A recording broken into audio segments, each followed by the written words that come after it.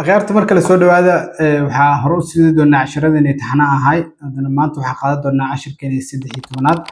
casharka maanta waxaa ku baran doonaa sida loo isticmaalo undo iyo redo labadaba ku soo dhawow cashirkeena maanta markii aad soo gashid course-ka gudaha soo gashid excel-ka soo kicisid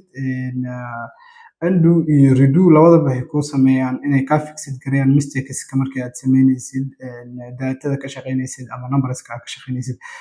tusaale dimensions-ka marka ay imaano meesha numbers ayaa ku jiro number-kan waa numberada la isticmaalay week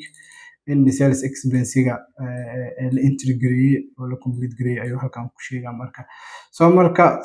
maalin walbo cadadeeda ayaa soo geliyay totalkan wuxuu ka yimid isku geynta cadadan marka si aan u fahanno markii oo qalad dhaco tusaale waxaa bedeli doonaa halkan 87 ayaa leenahay waxaa arkaysaa si automatic ah in numberka uu isku bedelay ama uu aad u increase gareeyay marka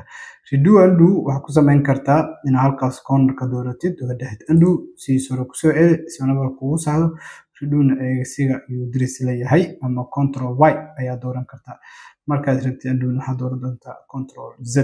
si aan u practice gareeyno halkan ayaan ku sameyn doonaa tusaale maalintan numberkeeda ay ka maqnaa totalkana maadan sameysan maalintan waxaa la isticmaalay $234 waxaan rabnaa inaad totalkeedan aan sameysano total naadhano so haddii maalin ka mid ah maalmahaani qaldamaan ama number tiro badan la geliyo tusaale 44 ayaa lahay waxaa isbedeli doono total numberka marka redo iyo undo marka wuxuu ku sameyn doonaa inuu qaladkaasi dib ay isaga soo celisid oo isticmaalaya shortcut-kiga ama adoo isticmaalaya si toos ah excel-ka adigoo isticmaalaya marka I hope inaad cashirkan wax ka faa'iiday aad iyo aad ayaad u mahadsantahay waa inuu cashirkeena xiga insha Allah